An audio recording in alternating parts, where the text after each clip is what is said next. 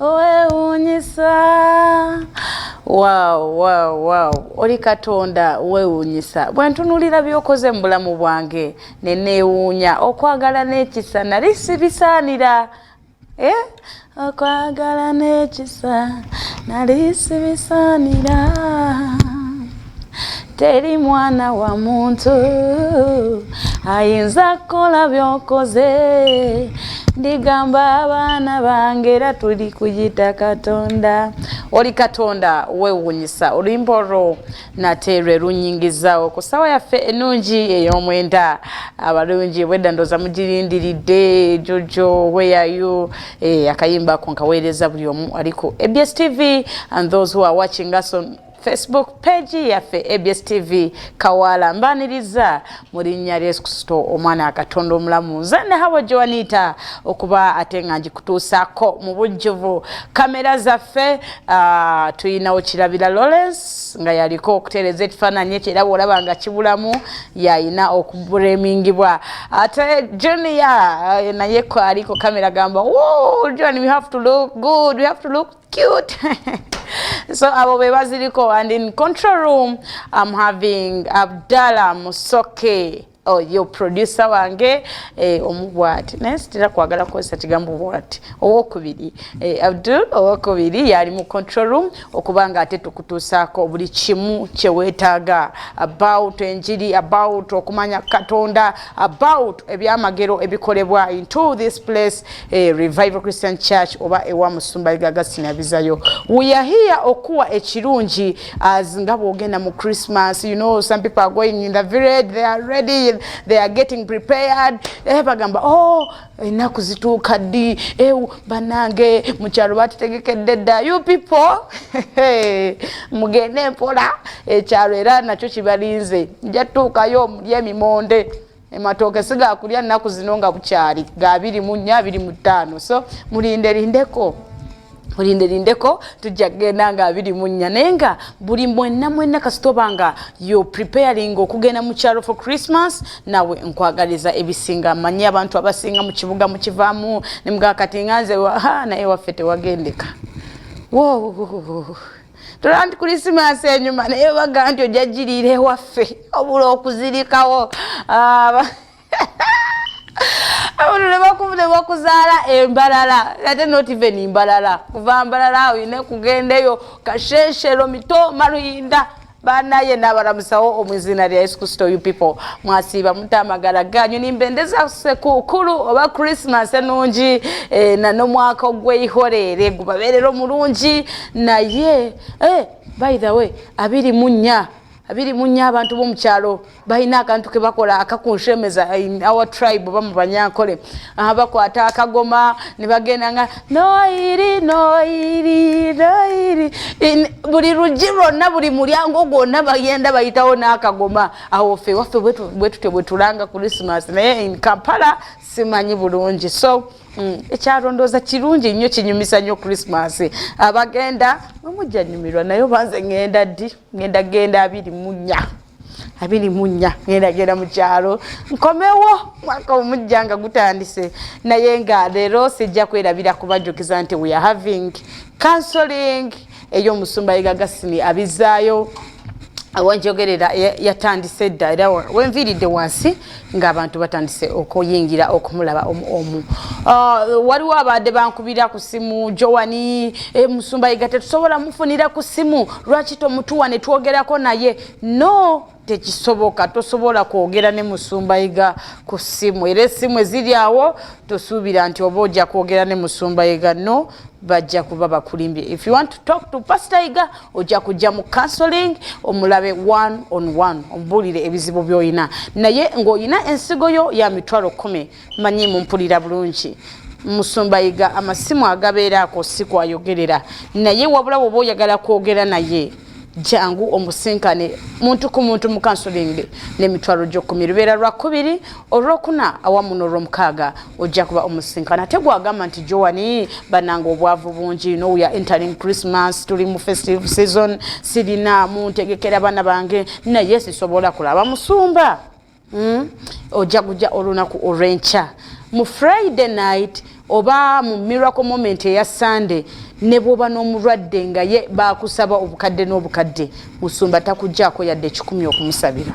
So bobanga ogama sina sente njagala nnyo okuwona naye sina nsigo nkoze ntya ojja kujja olunaku olwenca sawa 10 services zaffe za Friday zitandika sawa 10 ezakawongezi paka kumacha and ekiri ekyenjawulo ekiriwo tomorrow tugenda kuba tugaba Katonda nandikubiriza nnyo abantu abagenda mu byalo those who are going for journeys nga mugenda mu ngendo ne mujene mu kima Katonda okitegeera n'okima Katonda n'okalya you know accidents nyingi obubenje bungi naye n'ogenda ko at least jangu omaze okulya Katonda bajjangu service eno ey'olwokutaano omala okusaba nze nkubiriza abantu okusaba before you go in the village soko ojja osabeko ogambe Mukama kulembera mu magenda gange maye abantu mubeera wala waliwo kufutura Fort Patrol abantu bomukyalo babalinzire benda muzemu barebe mubanze mwije mushabe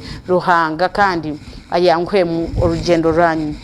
Ate ekindi on 31st ashatuna rumwe we are having crossover tugenda kusula wano nga tusaba nga tusinza nga tutendereza banange kigendo bera wano jango kabirire Mukama wewawo omwaka guno gubadde muzibu abamu mukabiddemu amaziga waliwo ebagobye waliwo abadiddeyo mu kyalo naye jango kabirire Mukama ye mukyusa wa buli kintu bwo mukabire n'umuga kitange guno mwaka tewankoze bulungi naye at least this year nkolamu bulungi oba nsanyusaamu is able asobola okukyusa asobola okuwuliriza abaddu si mukwano go Katonda ye mukwano go so jangu mukabirire jangu munnanga akuyingize omwaka nze nakisayininga by the way nze omwaka gwe namala nga siri mu church ndifa sigwerabidde naye emyaka gye maze nga mala ndi mu church ndabanga Katonda buli kyobo omusabye agezaako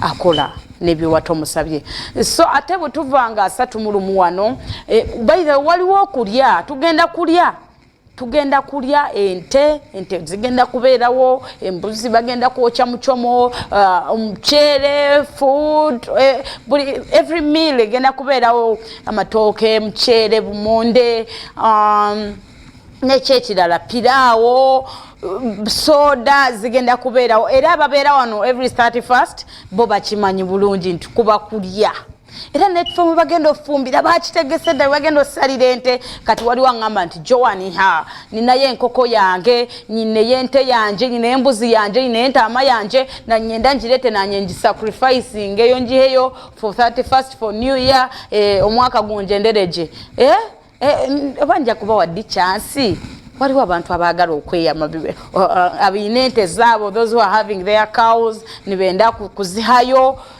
for 31st opange ndafuna di time okay ndoza nja kugifuna nfuna amasimu ndabe abagenda okuleeta ente abagenda oleeta embuzi zaabwe bagenda oleeta amatooke abantu bo witu bwe muba muva mu kyalo mwije n'ebitooke eyo order mwije n'ebitooke tuza kuteeka hanu ya 31st ate mulye naye nga mbadde njagala before I go mu maaso ko nga sinayogera bingi nsoke mbalageko manyi wabawo omuntu nga yagamba nakajoininga kati oba yogera biki what is this tuli musawa yaffe ey'omwenda and eteekebwamu sente omusumba Augustine abizayo era kyekimu ne Revival Christian Church bwe buweereza bwe bugisponsoringa eri under Revival Christian Church eranga buli kyetulaga tuba tulaga ebibeera mu church yaffe oba ebikolebwa omusajja wa Katonda Pastor Iga gwa abadde agamba nti kati kiki ekiddako kiki ekyo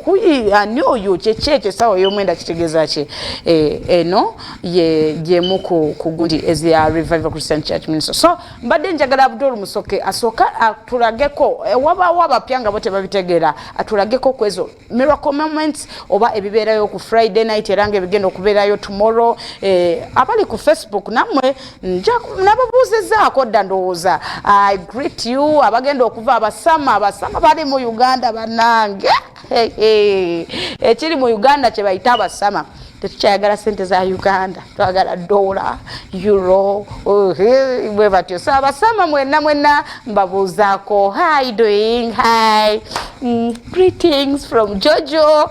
So mbadde njagala Abdul asooka tuweeyo ku ezimu ku byamagero ebibeera mu Revival Church. Musumba yiga baasabira abajja tebalina ssuubi, then bwe malanze ngenda kujja te nkusomere Bayibuli ate tuginnyonnyoke bulungi. Tovaawo.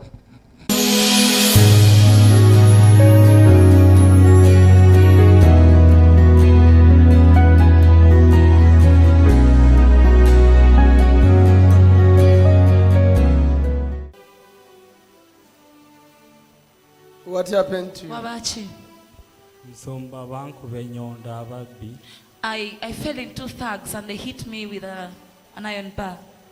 Awo ku mutwe woolaba kati sayidi eno nayo yasanyalala. So this whole left side of my body Wali is ku border? paralyzed. What happened? Were you on a motorbike? Nali ku border pass. Yes, Pastor, I was on a border. Bankubira awe Nankulabi. Here in Nankulabi. That's where I was beaten from. Kitundu kikukubo? Where Awe exactly? Nankulabi awaali ka poliisi nga tebannagireeta wano kukidawanika bawo wenyini. Where there used to be a police station before they Zari shifted saa it. meka? What time was Zaali it? ssaawa ssatu. Sawa satu Is zekiro. it? It was 9 p.m. Awo wantu wali bantu bayitaayita. and there are people moving. Bankubirawo ssaawa ssatu nali mujjaawo ku Lubaga Road. He says he was hit at 9 p.m. Bali after babiri. getting a customer from Rubaga Road. Namujja ku Lubaga Road ng'ali omu. He was Naye one. bwe twatuuka awo kwaka akakomera n'enyimirira nga waliyo omulala. When we reached there where they told me to stop, I stopped and then someone else came from there. So they became Katono bwe two. nali nina n'anyambaza omuguwa. So the one I had brought put a Natuga, rope around my oli neck n'aleta and strangled enyondo. me. The other one brought an iron bar and hit me. A hammer Ono actually. bwe yamala okunsiba omuguwa After this Yeah. one tied me nali with a rope, musingako ku maanyi. I was a bit stronger than him. Nalinamuko ku maanyi nali muneneko. I was a bit heavy in weight. So ke namusinzako ku maanyi. So when I N'ayita became omulala. stronger than him, he called on the Najja partner. n'ennyondo. So they became two. Najja n'ennyondo. The other one came with a hammer.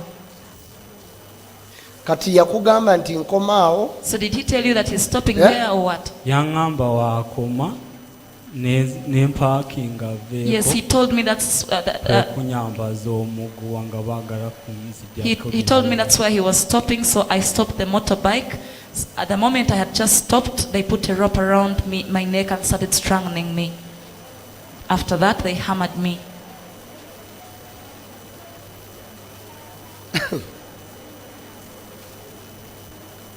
Ensi. Awe Nankulabye essaawa ssatu ez'ekiro. Nakulabi at 9 p.m. Yes, Masomba. Kati biki Yes, baagitwala? Papa. Was the bike taken? Baabitwala buli kimu kye nayinako. He says everything of his belonging he had at that time was taken.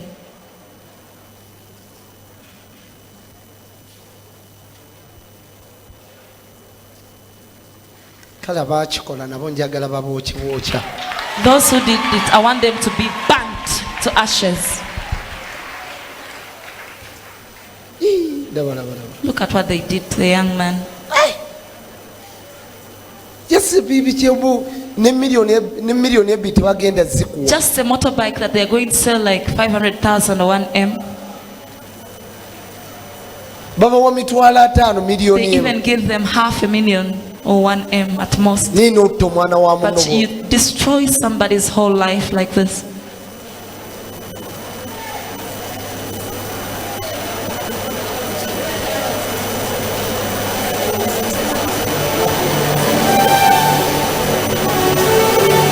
Balina omwana mukazi wattu. Poor lady, she has a Omwana baby. takyakola. She has a baby. Ate n'omwana mulwadde laba omukono. Even the baby is sick. That's the wife of that gentleman you're seeing down there.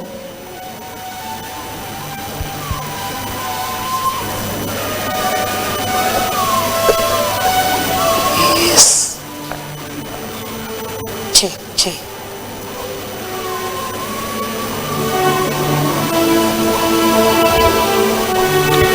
Ladies and gentlemen, as you can see Abami n'abakyala nga bwe mulaba ku ntimbe zammwe awo. on your screen, Ku ntimbe zammwe. this lady who brought the husband, Omukyala ono yazze n'omwami we. she also has a problem of her kid. Alina ne bebi And as you see on the screen, oyo bebi yamuzaala. the child has a wound Naye bebi alina ebbwa. and she's also having too much pain. Era naye ayita mu bulumi bungi. As the man explained Nga omwami annyonnyola. what happened to him Kyekyamutuukako. as he was riding the motorcycle, Yali avuga piki and olunaku then lumu. he fell into the group of thugs, Waliwo omwami gwe and yatwalira he ku was piki ye. hit on the head, Bwe baatuuka gye yamutuusa and n'amukubwa with the leg ennyondo. also got paralyzed. Kati oludda lwonna ne lusanyalala. So we are believing God Tukkiriza mu Katonda to see how the man of God can help this gentleman nti omusajja wa Katonda asobola okuyamba together with the child. omwami ono n'omukyala Let's n'omwana we. believe in the power of the ring, Katukkirize mu maanyi agali mu mpeta and let's see what God can do. nga tulaba Mukama kyagenda okukola.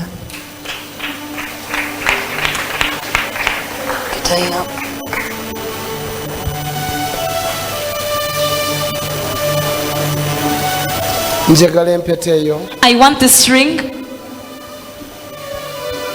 ekomyewo obulamu bwo. to bring back your life.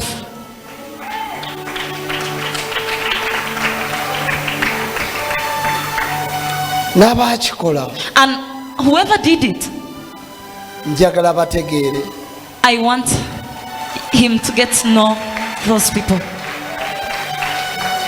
ate And njagala bwokyebwe n'omuliro. I want them to burn into ashes.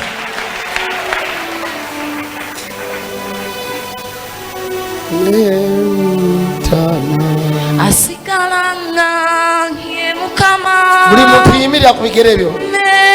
Mutana asigalanga ye Mukama. Mutana asigalanga ye Mukama.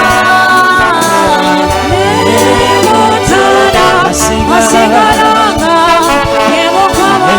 Mutana asigalanga ye Mukama.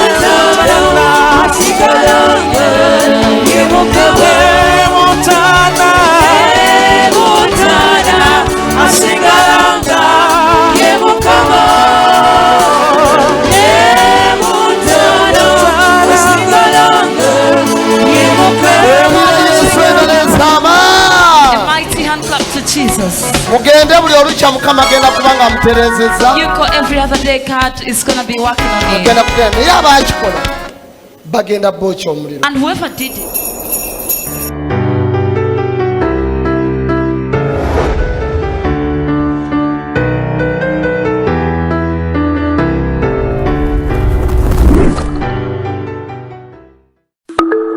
The Electoral Commission informs the general public of the voters register update starting on the 21st of November to 11th December 2019. This will be a self-reporting exercise to provide personal details. A person who is already registered as a voter in Uganda must not register again. A voter who wishes to transfer to a new voting location must present confirmation that he or she is now a resident of the parish of that new voting location. The exercise will enable registered voters to confirm accuracy of their particulars on the register and correct any errors identified on the National Voters Register. The details of eligible learners registered under the Learners Project in 2017 who have attained the age of 18 will be updated. Such learners should present themselves at the registration or update center with their national identification. Friday this week, I'm also going to give out a passion fruit. Raise up your faith. You come on Friday night this week. I'm going to give you a passion fruit. You eat it. Much as you've been eating it, it wasn't different. It was for no reason. But this time around, come and eat this passion fruit. That has a reason. On Friday night this week. Even on Sunday, I'm going to give out fruits, bananas. You see, they're like for mad people, but they work for that one who believes. I said they work for that one who does what? That one who believes. Even on Sunday this week, come and I give you a banana. Come and I give you a banana, the one they call the softener of hard issues. That issue of boarding planes to travel abroad, you are going to soften it just like a banana. That of building houses, you are going to soften it just like a banana. A banana is going to be given this Sunday. And the passion fruit is going to be given out on Friday this week. Come and eat the passion fruit. You are going to sell like hot cake. I tell you as a man of God, no man shall take your fruit and they taste one time. I promise you as a prophet of God, even the one who bypasses he has to come back and pay for the food he ate at your dining table. Yes! Don't miss the passion fruit on Friday night this week. Don't miss to eat a banana on Sunday Miracle Moment this week. Glory be to Jesus! Busika munyonyi.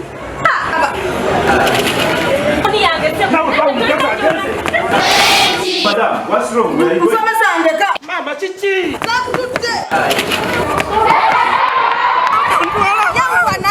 Mama sina passport.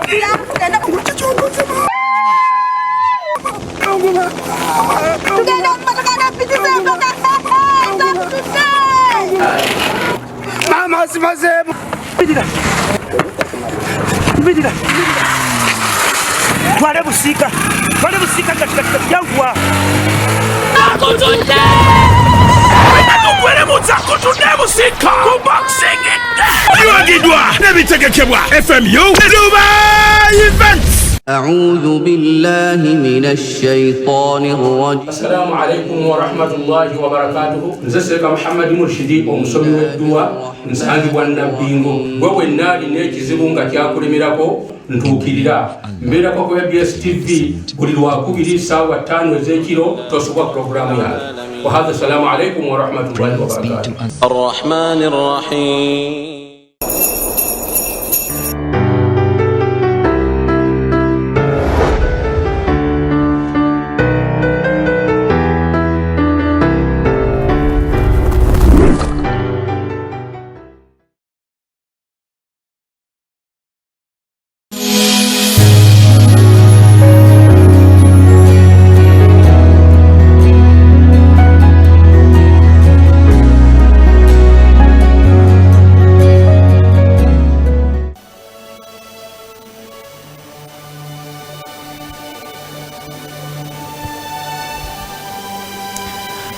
Ladies and gentlemen, abaami n'abakyala, once again in the line, bwe mulaba mu layini, there is a gentleman waliwo omwami who is brought here. aleeteddwa mu kifo kino. It seems he has some problems Kirabika alina ekizibu which we don't know, naye ffe tetubimanyi, and we need to hear wabula twetaaga tumanye what happened to him. yabaaki omwami ono. But as we see, Naye okusinziira bwe tulaba, he's being carried up to the front, bamusitudde ne bamuleeta, which means he cannot walk. kitegeeza tasobola kutambula. So as the church, Kakati ng'ekkanisa, let's join together our faith katugate wamu okukkiriza and kwaffe believe in the God of this place. n'okukkiriza mu Katonda w'ekifo kino. And with true great faith, there's nothing which is going to fail. What happened?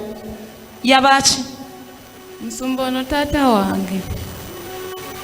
wange yatandika okulwala oluvannyuma lw'emyaka 4 mabega, naye naffe tetumanyi oba kyava ku ki oba kyava ku ki. Nga tuvudde eri Luweero, kyalo bakiyita Kikyusa, naye nze mbeera wano kumpi Gayaaza pasita. Taata wange oluusi amagulu gabeera gamuluma, gazimba gokka tetumanyi oba kyava ku ki. Olumu olubuto ne lutumbiira, tetumanyi oba kiki. Oluusi n'omutwe gubeera gumuluma, abamuteekako ebbugumu ng'omusujja, tetumanyi oba kiki. Naye nagambye kamuleeteko wano pasita omusabire awone. She says she has brought her father from Luweero after having many complications in his body. His legs keep swelling every now and then. His stomach also keeps swelling. So right now he can hardly walk. He also has headaches that are on and off. So this lady has decided to bring her father to Kawala to be prayed for deliverance.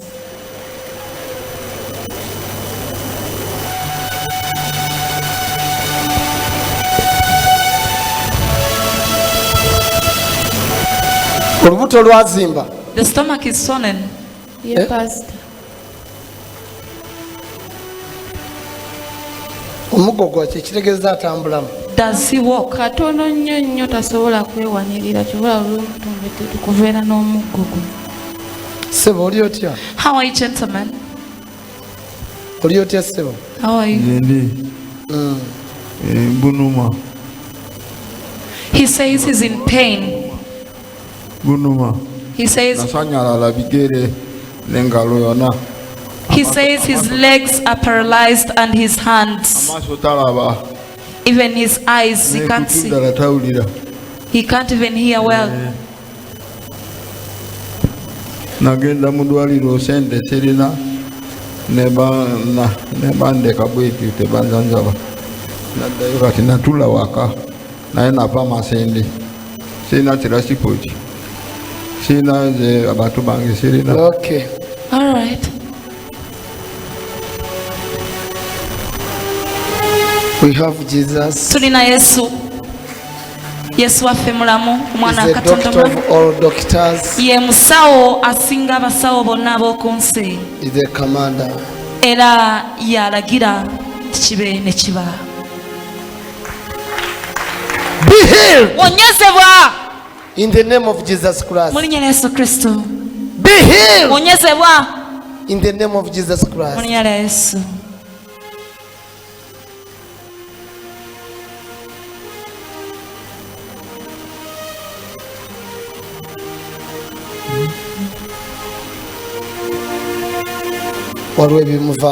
Some things are coming out of him right now.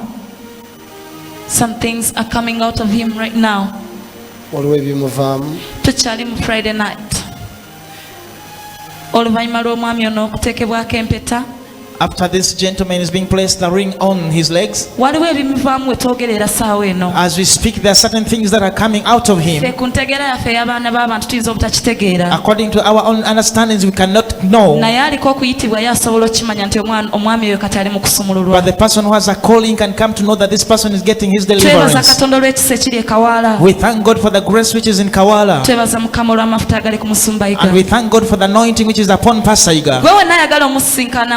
Whoever wants to meet him one-on-one, you come into his office, and even tomorrow Saturday is going to be available. All today. On Tuesday, Thursday, and Saturday he's always meeting people one-on-one. He meets people from 11 up to 6 in the evening. And if at all you want to see Pastor Jengo Andrew, he's always here on Monday, Wednesday, and Sunday after the first service. Stand up. You are free. You're healed. Stand up. Yimirira. Owonye.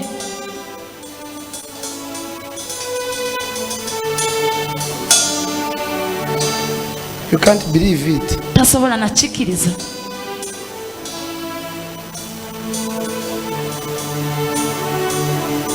I command you to stand without a stick. Mulagira okuyimirira nga takutte muggo.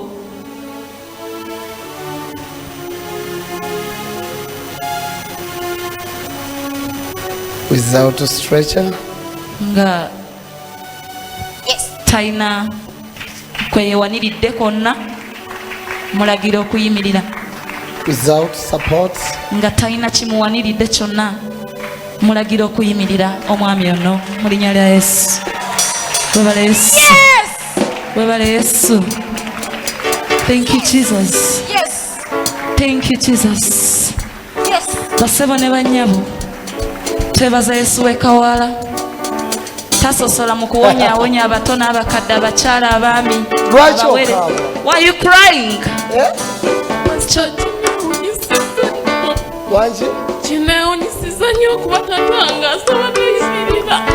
Pastor, it has shocked me a lot. I didn't know my dad can't be able to stand.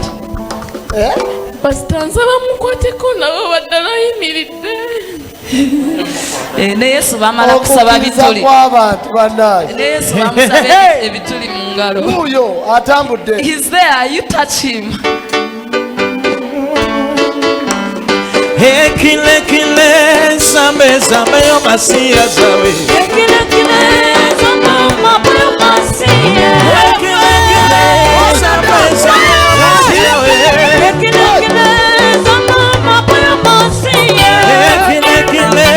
zambe zambe yo masiya we. Ekile kile zambe yo masiya. Ekile kile zambe zambe yo masiya we. Ekile kile zambe yo masiya. Ekile kile zambe zambe yo masiya we. Ekile kile Ekile kile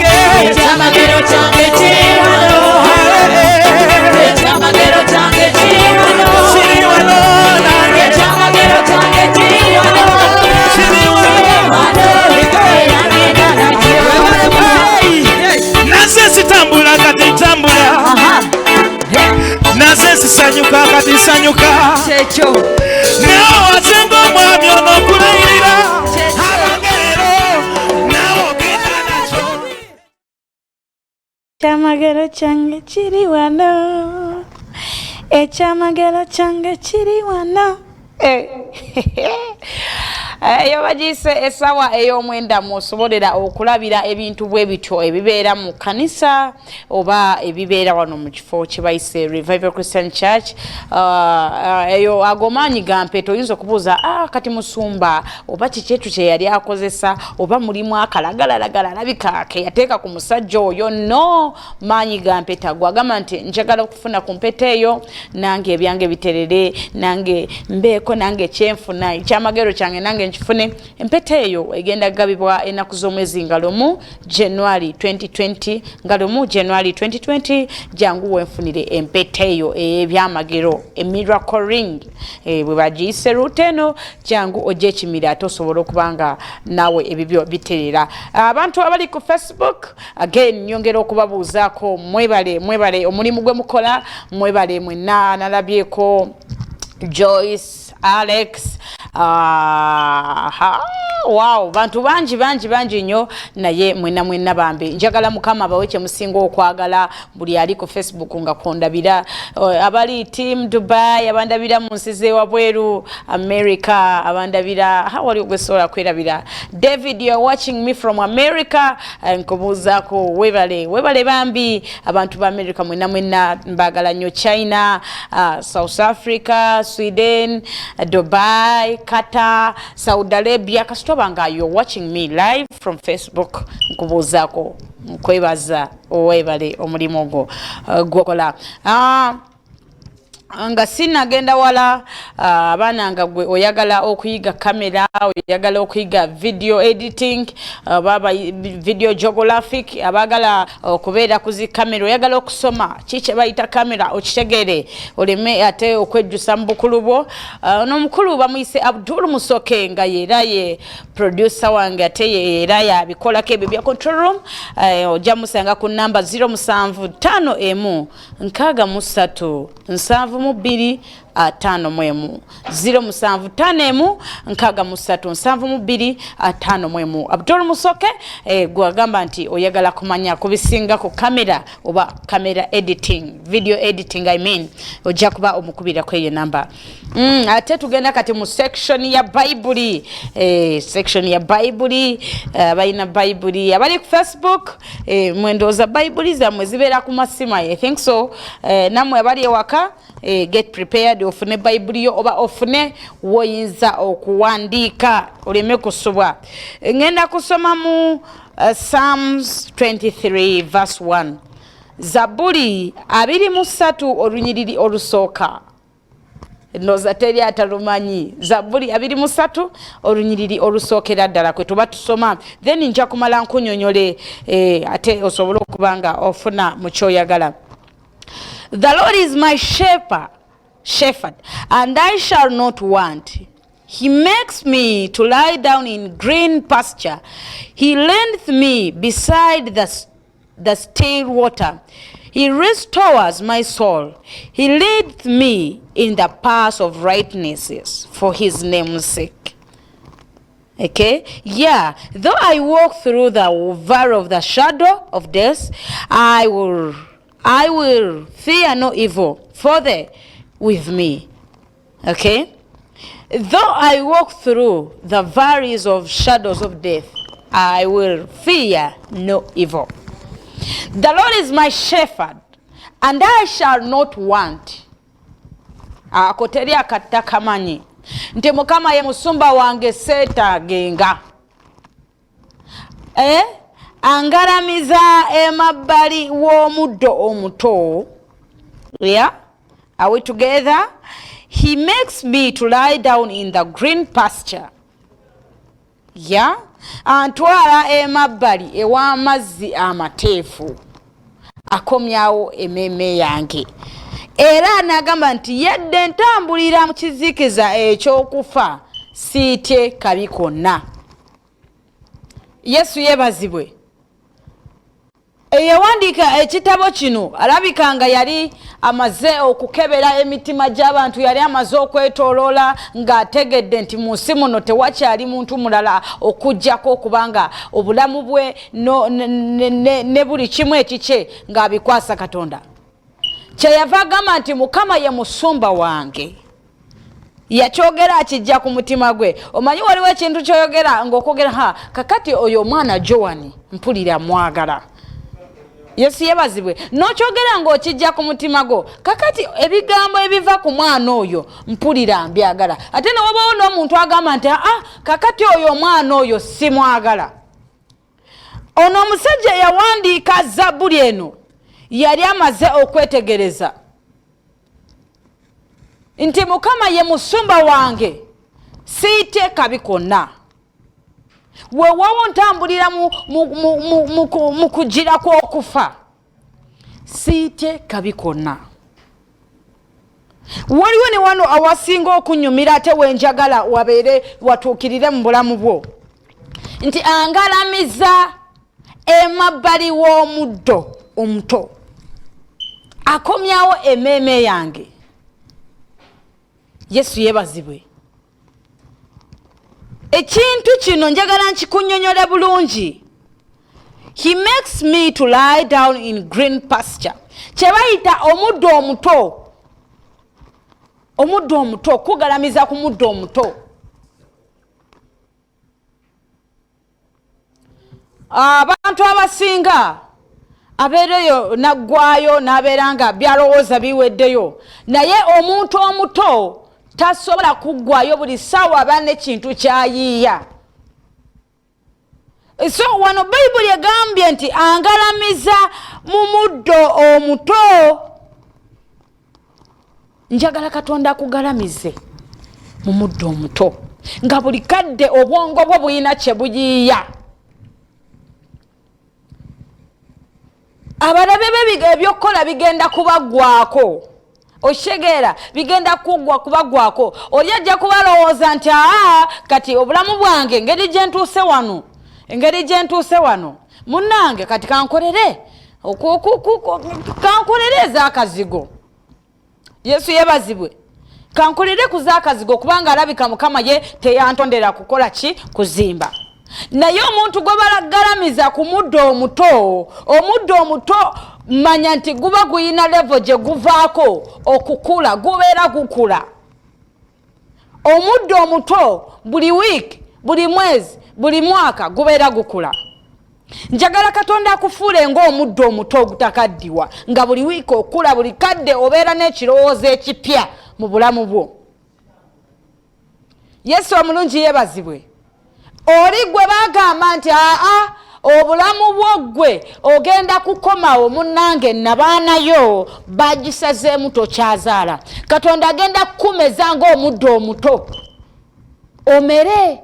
Omere.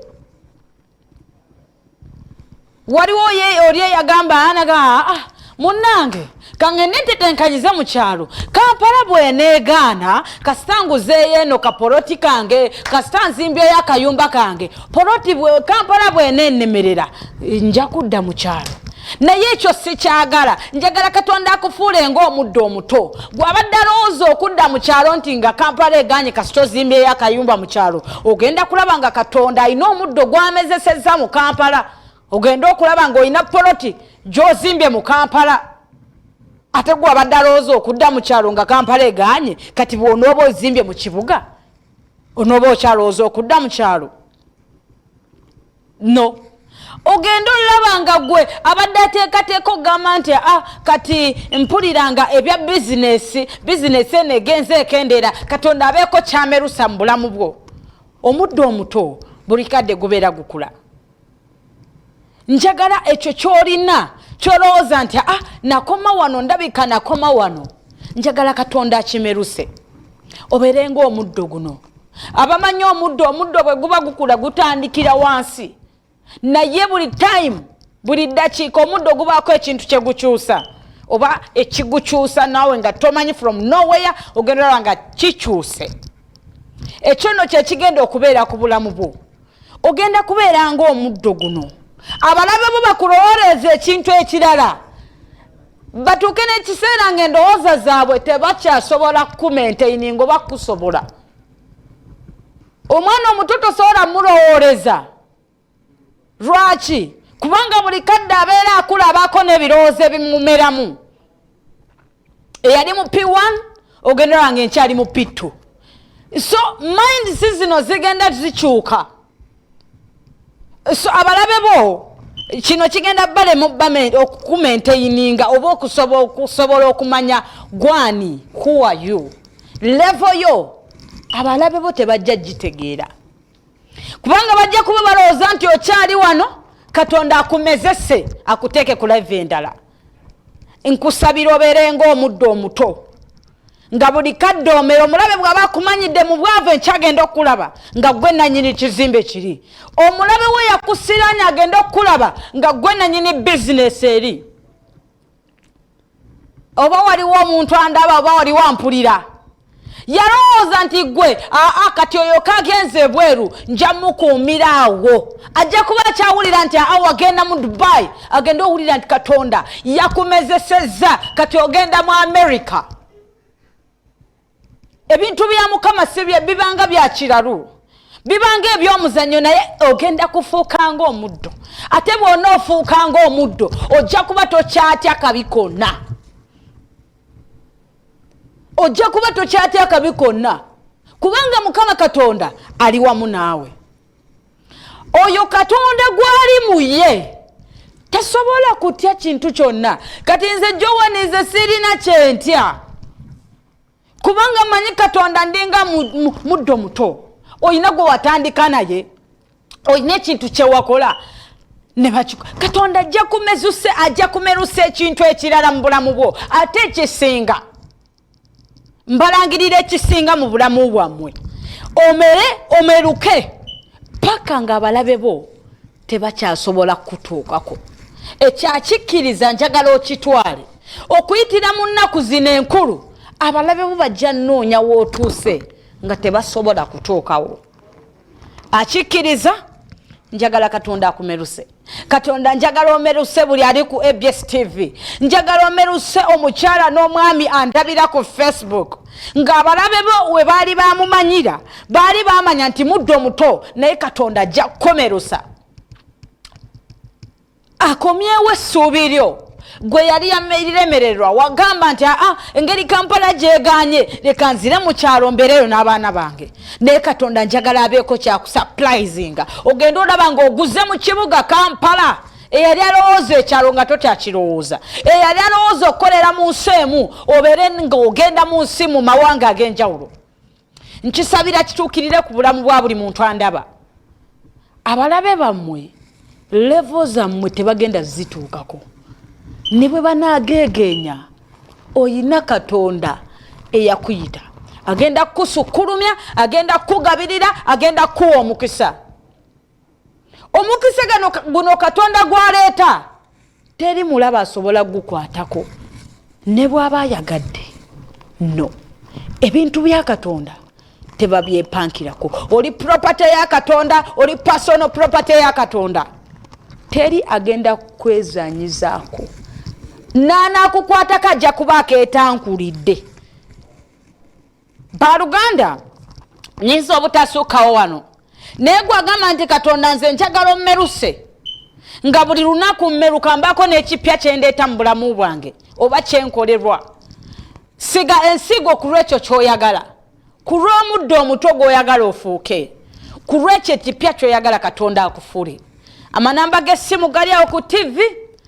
Naye kikole n'okukkiriza. Tokikola ku lwa Joani nze Katonda yanfuula dda omuddo omuto. Teryanzanyirako. Ne bwonkyawa nsigala ngenda mu maaso. So siga ku lw'obulamu bwo, siga ku lw'omuddo gw'oyagala. Katonda akumeruse. Nva wano naye sigenda kwerabira kubajjukiza 3 mu lumu.